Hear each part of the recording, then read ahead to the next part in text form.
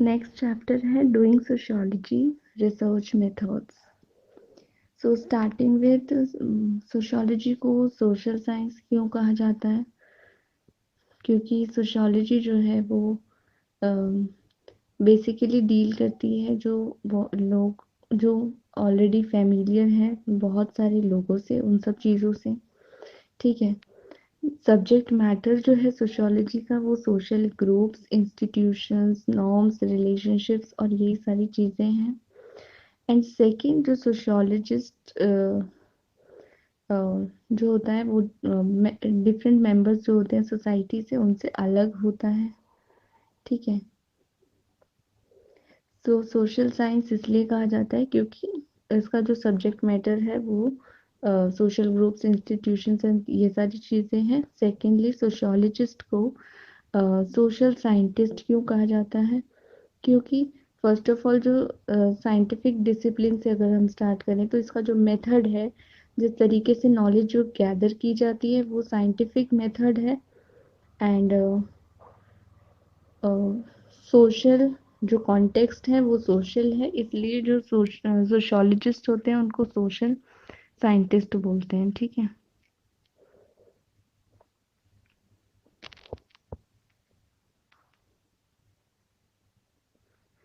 Sociology जो है वो लोगों के एक्सपीरियंस में इंटरेस्टेड है। ठीक है। सोशोलॉजी जो है सिर्फ ये नहीं कि आपने बता दिया कि सोसाइटी में ये चीज़ें ऐसे एग्जिस्ट करती हैं और आप बस उन्हीं के बेसिस पे कोई भी स्टडी कर रहे हो।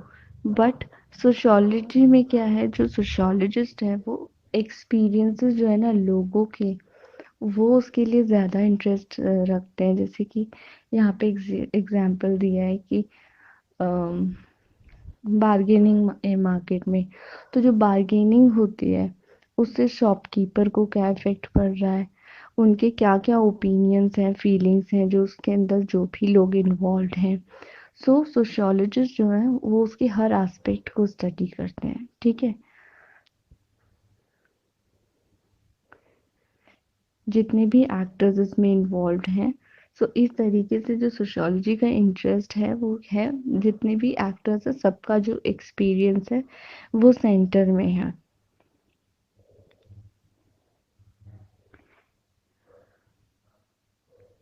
सो मेथड जो है यहाँ पे सोशियोलॉजी में बहुत इम्पोर्टेंट हो जाता है जब आप दूसरों के एक्सपीरियंसेस को भी कंसीडर करते हैं कि वो उनके क्या ओपिनियंस हैं या उनके क्या क्या एक्सपीरियंसेस हैं, तो आप जो मेथड फॉलो कर रहे हो वो इम्पोर्टेंट हो जाता है। इसलिए सोशियोलॉजिस्ट के लिए जो मेथड्स हैं वो इम्पोर्टेंट हो जाते हैं सोशियोलॉजी में। ठीक है। सो नेक्स्ट है सम मेथडोलॉजिकल इश्यूज। मेथडोलॉजी जो एक वर्ड है वो मेथड की जगह पे ही यूज होता है यूजुअली। मेथडोलॉजी का मतलब होता है study of method. So methodological issues या क्वेश्चन जो होते हैं वो कब अराइज होते हैं? जब साइंटिफिक नॉलेज गैदरिंग, जब आप नॉलेज जो है वो कलेक्ट कर रहे हो, तो आप एक पर्टिकुलर मेथड या टेक्निक या कोई प्रोसीजर फॉलो कर रहे हो, तो आप एक कोई पर्टिकुलर मेथड नहीं यूज़ कर रहे हो, तो इसलिए आप मेथडोलॉजी वर्ड यूज़ करेंगे क्योंकि आप डिफरेंट मेथड्स या पर्टिकुलर मेथड सिलेक्ट कर रहे हो एक पर्टिकुलर पर्पस के लिए। तो आप वहाँ पे अपनी मेथड्स को स्टडी करोगे, इसलिए आप मेथडोलॉजी को यहाँ पे मेथडोलॉजी वर्ड यूज़ करते हैं। ठीक है। देन है ऑब्जेक्टिविटी। फर्स्ट जो इशू है वो है objectivity and subjectivity in sociology. Objectivity का मतलब होता है अनबायस्ड, न्यूट्रल या फिर बहुत ही फैक्चुअल चीज़ें जो फैक्ट्स के बेसिस पर बनी हो। ठीक है। सो ऑब्जेक्टिविटी में बेसिकली होता है कि जो भी सोशियोलॉजिस्ट है या जो भी स्टडी कर रहा है वो अपनी फीलिंग्स या एटीट्यूड्स को इग्नोर करे। ठीक है। दूसरे साइड सब्जेक्टिव का मतलब होता है कि इंडिविजुअल के खुद के वैल्यूज या प्रेफरेंस के बेसिस पे वो फॉर्म होता है। ठीक है। सो जो साइंस है वो बेसिकली किस एक्सपेक्टेड है कि वो ऑब्जेक्टिव हो नेचर में। ठीक है। साइंस में एक्सपेक्ट किया जाता है। बट सोशियोलॉजी में ये चीज़ें एक्सपेक्टेड नहीं कर सकते हम, क्योंकि इंडिविजुअल जो होता है वो खुद सोसाइटी का पार्ट होता है जिसको वो स्टडी कर रहा है। तो जब एक सोशियोलॉजिस्ट सोसाइटी का ही पार्ट है जिसको वो स्टडी कर रहा है ह्यूमन रिलेशंस को, तो वो ऑब्जेक्टिविटी कैसे आ सकती है? क्यों वो तो सब्जेक्टिव होगा, उसके खुद के वैल्यूज होंगे, ठीक है। सो उसको अनबायस होना पड़ेगा, ठीक है। जबकि जब वो स्टडी कर रहा होगा तो वो बायस हो सकता है, ठीक है।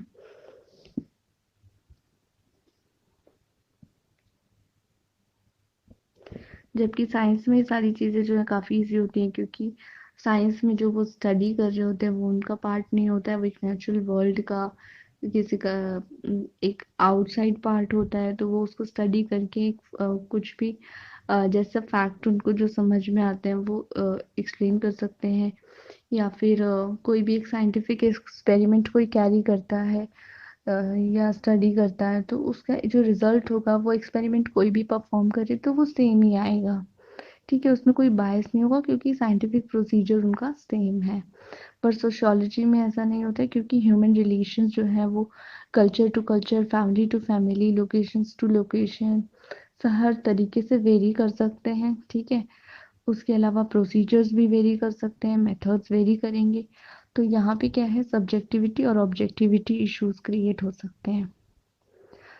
इसमें पहली प्रॉब्लम इन्होंने कहा है कि प्रॉब्लम ऑफ बायस, कि बायस जो होगा वो हो सकता है क्योंकि जो भी सोसाइटी को स्टडी कर रहे हैं सोशियोलॉजिस्ट, उनकी खुद की पर्सनल लाइक्स डिसलाइक्स हो सकती हैं, ठीक है।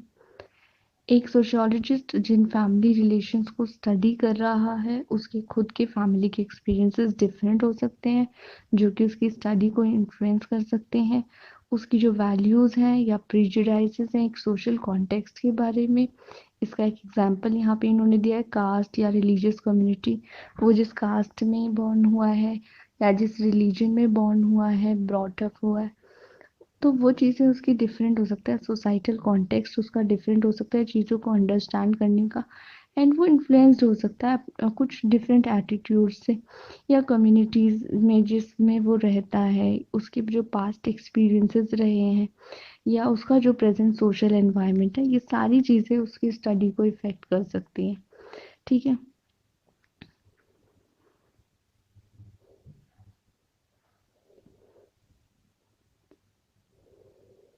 इसके लिए सोशियोलॉजिस्ट क्या करते हैं, आउटसाइडर्स पर्सपेक्टिव्स को इम्पोर्टेंस देते हैं जब वो रिसर्च कर रहे होते हैं। तो दूसरों की आइज से या दूसरों के पर्सपेक्टिव को वो इम्पोर्टेंस देते हैं, दूसरों के पर्सपेक्टिव को समझने की कोशिश करते हैं।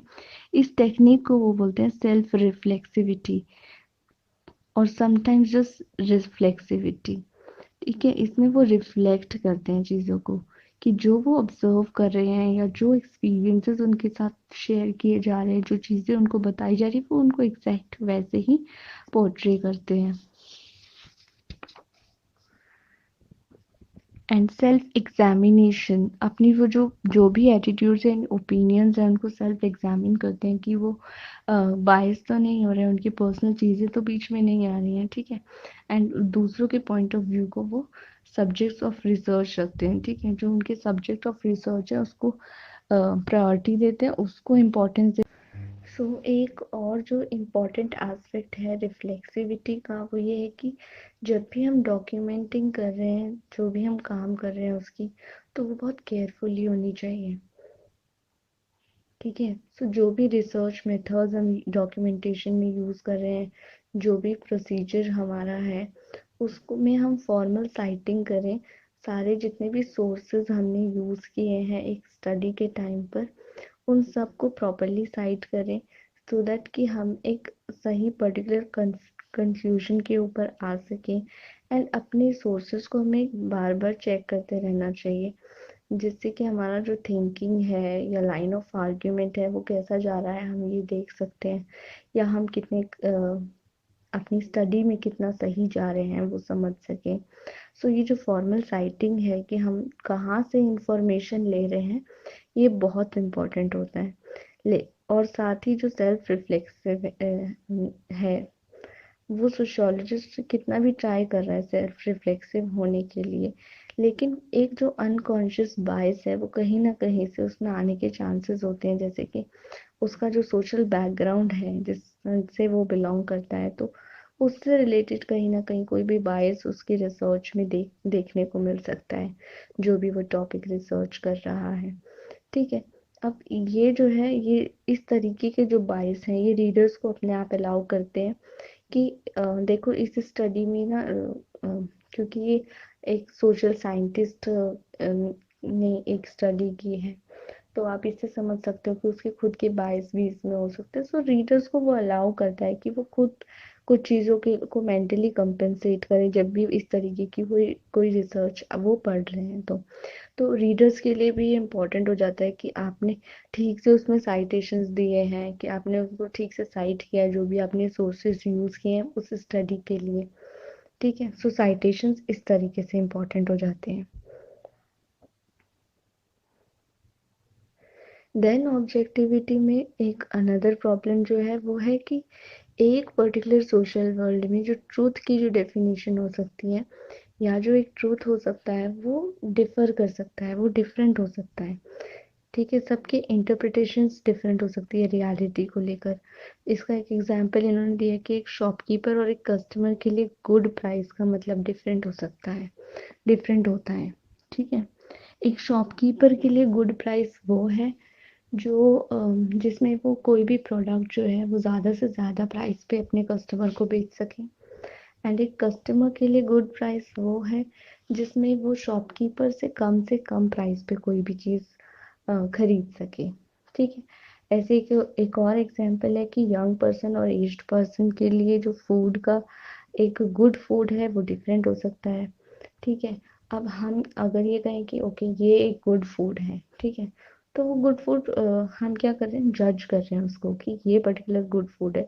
बट वो एक्चुअल में डिपेंड करता है कि हम किसके कॉन्टेक्स्ट में बात कर रहे हैं, किसके लिए उस गुड फूड की बात कर रहे हैं। ठीक है। तब वो गुड फूड होगा। जो फूड एक यंग के लिए गुड है वो एज्ड पर्सन के लिए गुड नहीं है। ठीक है। सो यहाँ पे जो जजिंग है एक पर्टिकुलर इंटरप्रिटेशन के लिए वो कितनी सही है, कितनी करेक्ट है, कितनी ट्रू है, ये चीज़ें जो है बहुत अनहेल्पफुल हैं। ठीक है। ये किसी तरीके से हेल्प नहीं करती है सोशियोलॉजी में। जो जजमेंट होता है ये किसी हेल्प नहीं करता है, क्योंकि जो सोशियोलॉजिस्ट होते हैं ना वो तो इस चीज़ में इंटरेस्टेड हैं कि लोग क्या सोचते हैं, कि वो क्यों सोचते हैं, वो कैसा सोचते हैं, ठीक है, क्या सोचते हैं। सोशियोलॉजी इन सब चीज़ों में इंटरेस्टेड है। सोशियोलॉजी ये जज करने में इंटरेस्टेड नहीं है कि वो कितना सही है या कितना गलत है। ठीक है। इसके अलावा जो दूसरी कॉम्प्लिकेशन है वो है मल्टीपल पॉइंट्स ऑफ व्यू की, जो सोसाइटी सोशल साइंस में ऑलरेडी एग्जिस्ट करते हैं एज ए सब्जेक्ट। ठीक है। इसमें बताया कि सोशल साइंसेज में ऑलरेडी मल्टी पैराडाइग्मेटिक साइंस है, और इसी तरह के व्यूज जो होते हैं, डिफरेंट पॉइंट्स ऑफ व्यू जो होते हैं वो एग्जिस्ट करते हैं। ठीक है। जिसका जी हमने पढ़ी भी थी, कॉन्फ्लिक्ट थ्योरीज हमने सोसाइटी की जब देखी थी तो हमने डिफरेंट व्यूज वहाँ पे पढ़े थे कि फंक्शनलिस्ट व्यू किस तरीके से सोशियोलॉजी को देखता है या सोसाइटी को देखता है, एंड कॉन्फ्लिक्ट व्यू किस तरीके से सोसाइटी को देखता है। ठीक है। देन ये सारी चीज़ें जो हैं, सेल्फ रिफ्लेक्सिव होना, या फिर ये ट्रूथ अबाउट द वर्ल्ड, या जजमेंट अबाउट रियलिटी जो है, या मेथडोलॉजी के बारे में, ये सारी चीज़ें जो है ना बहुत कॉम्प्लिकेट करती हैं सोशियोलॉजी को। ठीक है। इसलिए ऑब्जेक्टिविटी को बहुत ज़्यादा यहाँ पे इम्पोर्टेंस नहीं दी जाती है सोशियोलॉजिस्ट के थ्रू। बट ऐसा भी नहीं है कि ऑब्जेक्टिविटी को यूजलेस समझा जा रहा है सोशियोलॉजिस्ट के थ्रू। बट जो वे है इसको यूज़ करने का वो बहुत थॉटफुल है। सोशियोलॉजिस्ट कहते हैं कि ऑब्जेक्टिविटी को कंटिन्यूअस प्रोसेस में, अगर आप ऑनगोइंग प्रोसेस में यूज़ कर रहे हैं तो वो ज़्यादा इफेक्टिव है, रादर देन आप इसको अचीव्ड एंड रिजल्ट के लिए यूज़ करो, कि यानी कि जजमेंट बनाने के लिए आप यूज़ करो, तो ये गलत है।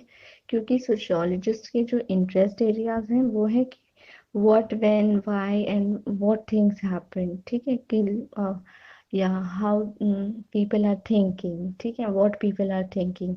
तो सोशियोलॉजी इसमें इंटरेस्टेड है। किसी भी एंड रिजल्ट में इंटरेस्टेड नहीं है। सो इसलिए ऑब्जेक्टिविटी को किस तरीके से यूज किया जा रहा है, सोशियोलॉजी इसके अंदर इंटरेस्टेड है।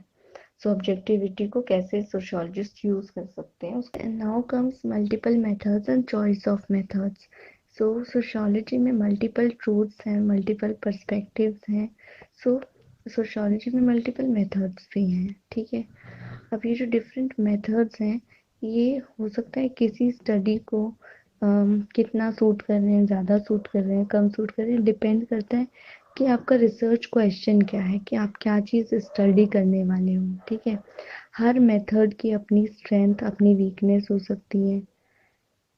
तो ये आप किसी भी मेथड की सुपीरियॉरिटी या इंफीरियॉरिटी को नहीं जज कर सकते हो कि ये मेथड सुपीरियर है, कि आप ये मेथड फॉलो करो तो आपकी स्टडी बहुत अच्छी होगी, इफेक्टिव होगी। ये टोटली डिपेंड किसके ऊपर करता है कि आपका जो रिसर्च क्वेश्चन है, आप जो चीज़ स्टडी करने वाले हो, उस डेटा को आपका मेथड कितना सपोर्ट करेगा, उसके ऊपर डिपेंड करता है।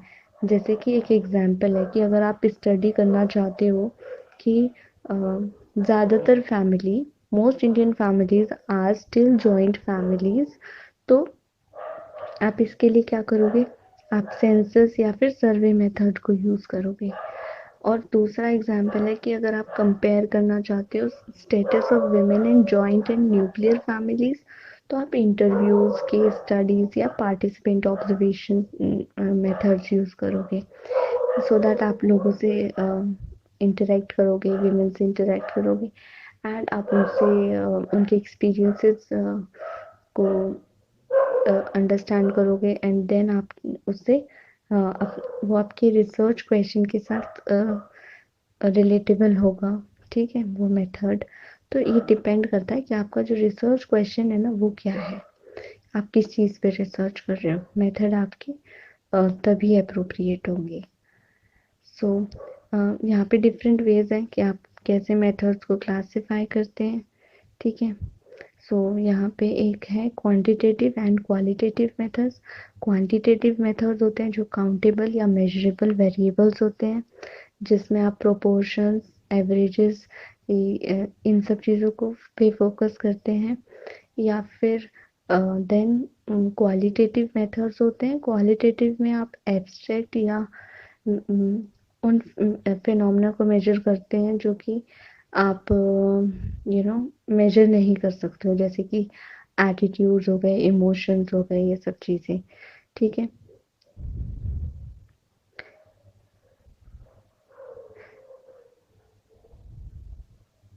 सो जो ऑब्जर्वेबल बिहेवियर होता है एंड नॉन ऑब्जर्वेबल मीनिंग्स होते हैं, कि वो किसी भी स्टडी को डिस्टिंक्शन प्रोवाइड करते हैं, डिफरेंट बना देते हैं, जिस specially in terms of method, कि आप क्या मेथड यूज़ करके एक स्टडी कर रहे हैं, ठीक है। दूसरा मेथड जो है मेथड्स को क्लासिफाई करने का, वो है सेकेंडरी या फिर प्राइमरी सोर्सेज ऑफ डेटा।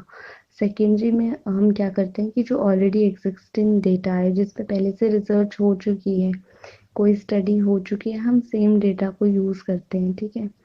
इसका एग्जांपल हो सकते हैं हिस्टोरिकल मेथड्स, ठीक है। वो क्या है, पूरे सेकेंडरी मटेरियल के ऊपर बेस्ड होते हैं, ठीक है। बाकी जो इंटरव्यूज़ हैं वो सब क्या है, प्राइमरी डेटा, उसमें क्या है, कोई भी रिसर्चर जो होता है वो अ, सबसे इंटरेक्ट करता है, जो भी उसका रिसर्च की स्टडी का पार्ट होते हैं उन लोगों से इंटरेक्ट करता है, इंटरव्यू के फॉर्म में डेटा को कलेक्ट करता है। सो वो प्राइमरी डेटा होता है, रिसर्चर उसमें खुद इन्वॉल्व होता है, ठीक है। जबकि सेकेंडरी डेटा में क्या होता है, ऑलरेडी डेटा एग्जिस्ट करता है एंड उसी को यूज़ करके वो अपना रिसर्च रेडी करते हैं। देन आता है दूसरा कैटेगराइजेशन हो सकता है माइक्रो या मैक्रो मेथड्स। माइक्रो मेथड्स में क्या होता है, स्मॉल इंटीमेट सेटिंग्स होती हैं, इसके अंदर एक सिंगल रिसर्चर होता है। इसका एग्जाम्पल हो सकता है इंटरव्यू, पार्टिसिपेंट ऑब्जर्वेशंस, ठीक है। देन मैक्रो मेथड्स होते हैं, मैक्रो मेथड्स में क्या होता है, लार्ज स्केल रिसर्चेस होती हैं, जिसके अंदर रिस्पोंडेंट्स जो होते हैं वो लार्ज नंबर्स में हो सकते हैं, एंड इसके एग्जाम्पल्स जो हो सकते हैं वो हो सकता है सर्वे रिसर्च, ठीक है। हिस्टोरिकल रिसर्च भी इसका एक मैक्रो मेथड का एग्जाम्पल है, क्योंकि इसमें एक मैक्रो फिनोमिना को स्टडी किया जाता है। ठीक है, बहुत सारे एस्पेक्ट्स होते हैं जिनको स्टडी किया जाता है इसमें। देन जो इनकी जो डिवाइडिंग लाइन है इन मेथड्स की, वो बहुत ज़्यादा ब्रॉड नहीं होती कि आप या तो ये मेथड यूज़ करेंगे या ये मेथड यूज़ करेंगे। इनकी जो डिवाइडिंग लाइन होती है, आप उसको एक मेथड को दूसरे मेथड में इजीली कन्वर्ट कर सकते हैं अपनी। अब ये जो चॉइस ऑफ मेथड है कि आप कौन सा मेथड चूज़ करेंगे, ये टोटली डिपेंड करता है कि आपका रिसर्च क्वेश्चन क्या है। ठीक है, सो आप रिसर्चर जो है अपने रिसर्च क्वेश्चन के अकॉर्डिंग डिफरेंट मेथड्स को प्रेफरेंसेस देते हैं। ठीक है, सेकेंडली आपके पास टाइम कितना है या आपके पास रिसोर्सेज क्या क्या हैं, उसके ऊपर डिपेंड करता है कि आप कौन सा मेथड यूज़ करोगे। अगर आपके पास टाइम कम है तो आपको सेकेंडरी डेटा उसको यूज़ करना पड़ेगा। अगर आपके पास टाइम ज़्यादा है तो आप प्राइमरी डेटा के बेसिस पे अपनी रिसर्च प्रोसीड कर सकते हैं। ठीक है, आप अपना प्राइमरी डेटा कलेक्ट कर सकते हैं अगर आपके पास टाइम है या रिसोर्सेज है तो। सेकेंडली उसके अलावा क्या है, सोशल साइंस के अंदर अभी जो रिसेंटली जो चीज़ें ट्रेंड कर रही हैं वो है मल्टीपल मेथड्स, कि एक ही रिसर्च प्रॉब्लम को स्टडी करने के लिए आप डिफरेंट मेथड्स को एक साथ यूज़ करें। एंड इसको हम रेफर करते हैं एज ट्रायंगुलेशन। सो ट्रायंगुलेशन एक ऐसी प्रोसेस है जिसका मतलब है कि आप किसी भी एक चीज़ को पिन पॉइंट करें डिफरेंट डायरेक्शन से। ठीक है, यानी डिफरेंट डायरेक्शन से डिफरेंट तरीकों से एक पर्टिकुलर चीज़ को समझने की कोशिश करो। एंड इसके अंदर क्या होता है, ये सारे जो डिफरेंट मेथड्स कोई भी रिसर्चर यूज़ कर रहा है, ये सारे मेथड्स जो हैं एक दूसरे को कॉम्प्लीमेंट करते हैं ताकि जो भी रिजल्ट आए वो बेटर हो, एक बेटर रिजल्ट आए। ठीक है,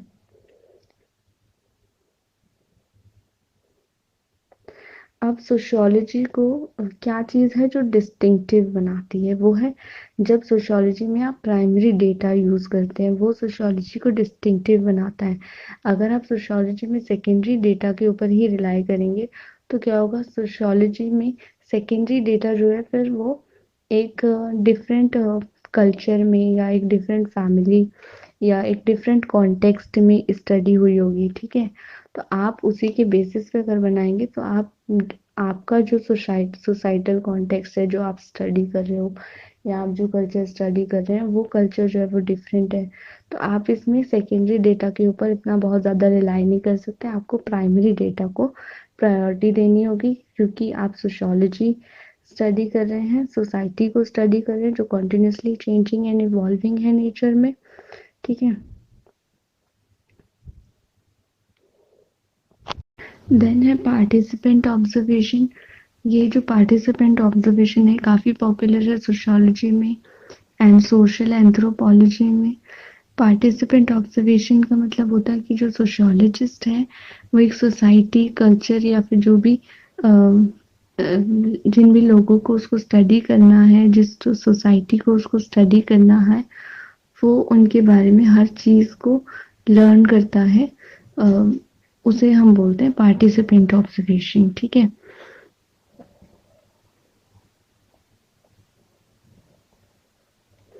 अब ये जो पार्टिसिपेंट ऑब्जर्वेशन है या फील्ड वर्क है, ये जो है बहुत इसके अंदर क्या रिक्वायर्ड होता है, long period of interaction with subject of research. यानी जो सोशियोलॉजिस्ट है उसको मे बी मंथ्स या ईयर, तो इतना लंबा जो एक टाइम है ये उन लोगों के साथ बिताना पड़ता है जिनको वो स्टडी कर रहा है। ठीक है, या इससे भी ज़्यादा टाइम उनको उनके साथ बिताना पड़ता है। ठीक है, अब जो सोशियोलॉजिस्ट है वो एज एन आउटसाइडर वहाँ पे जाता है। ठीक है, लेकिन उसको अगर किसी भी कल्चर को या सोसाइटी को समझना है तो उसको वहाँ की लैंग्वेज समझनी पड़ेगी। ठीक है, उसको वहाँ की एवरीडे लाइफ के बारे में समझना पड़ेगा कि लोग कैसे इंटरेक्ट करते हैं एक दूसरे से, सो दैट कि वो वहाँ की जो नॉलेज है या फिर उनकी जो स्किल्स हैं वो सारी चीज़ों को समझ सकी। ठीक है, एंड अपनी उसका जो मेन फोकस होगा वो उसके एरियाज ऑफ इंटरेस्ट पे होगा।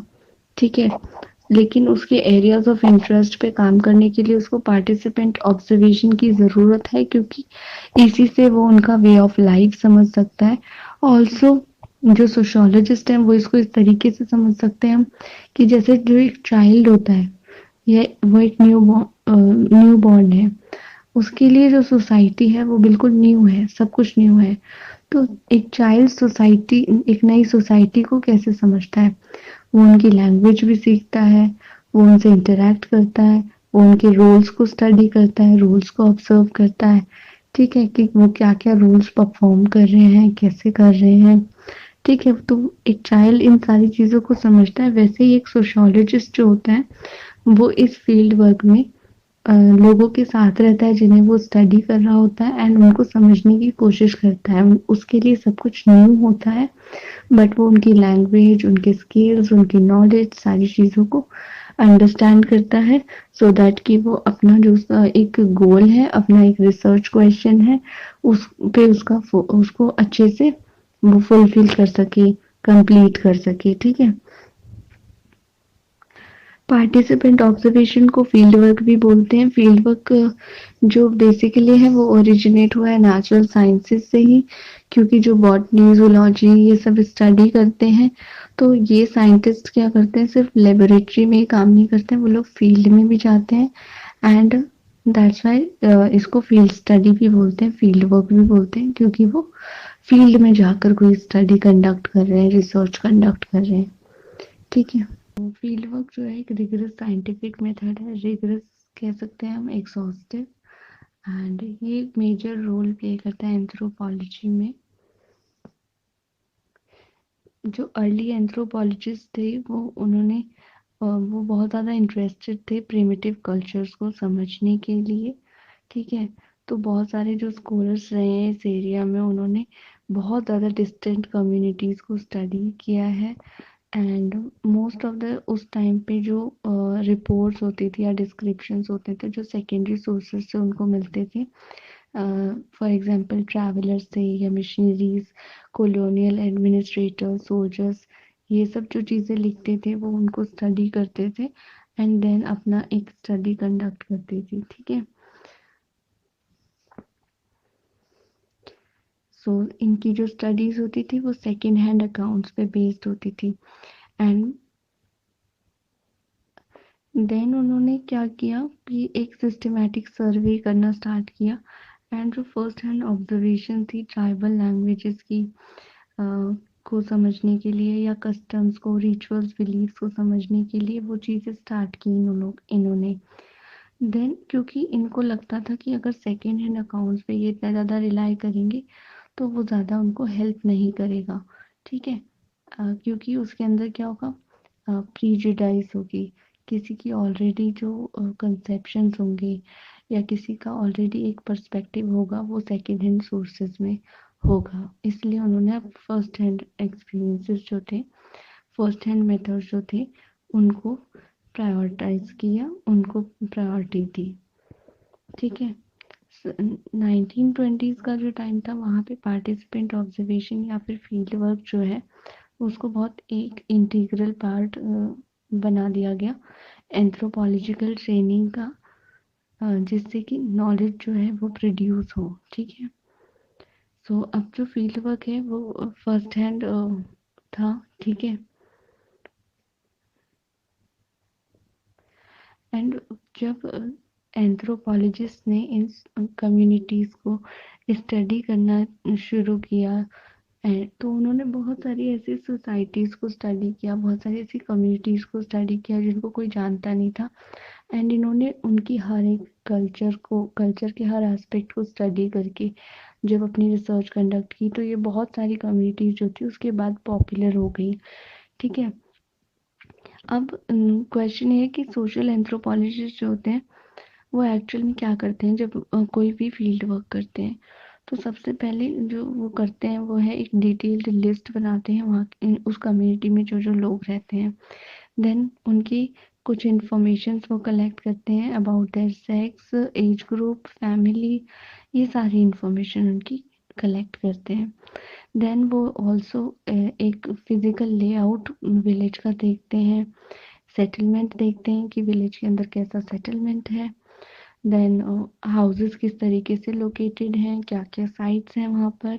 ठीक है, उसके अलावा वो एक जीनेलॉजी कम्युनिटी की कंस्ट्रक्ट करते हैं, जिसके अंदर वो एक फैमिली ट्री बनाते हैं। इसके लिए वो head of the particular house hold से बात करते हैं, या फिर किसी भी मेंबर से बात करते हैं। उससे पूछा जाता है कि हेड कौन है हाउस होल्ड का, इससे पहले कौन हेड था, या फिर आपकी जनरेशन्स के बारे में पूछते हैं, फादर मदर कौन है, ब्रदर सिस्टर्स कौन है, उनके ग्रैंड पेरेंट्स के बारे में पूछते हैं, उनके ब्रदर्स के बारे में, सिस्टर्स के बारे में पूछते हैं।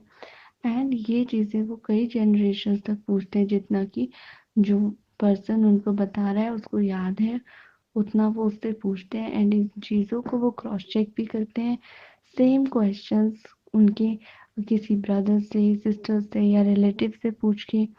और उसके बाद जो वो फैमिली ट्री बनाते हैं, उससे उनको हेल्प, एक सोशल एंथ्रोपोलॉजिस्ट को इस चीज़ में हेल्प मिलती है कि वो कि कम्युनिटी का जो किनशिप सिस्टम है उसको समझ सकता है, कि वहाँ पे जो रोल्स या रिलेशनशिप्स हैं डिफरेंट रिलेटिव्स के साथ, तो वो कैसे एक पर्सन की लाइफ में क्या रोल प्ले कर रहे हैं, तो सोशल एंथ्रोपोलॉजिस्ट उसको अंडरस्टैंड कर सकते हैं। एक जीनियोलॉजी इसलिए भी इम्पॉर्टेंट हो जाती है एंथ्रोपोलॉजी में, क्योंकि वो एक स्ट्रक्चर जो है कम्युनिटी का उसको समझने में हेल्प करती है। और अगर प्रैक्टिकल सेंस में कहें तो जिन लोगों के साथ या जो कम्युनिटी की लाइफ है वो उसके साथ उसको फेमिलियर बनाती है। ठीक है,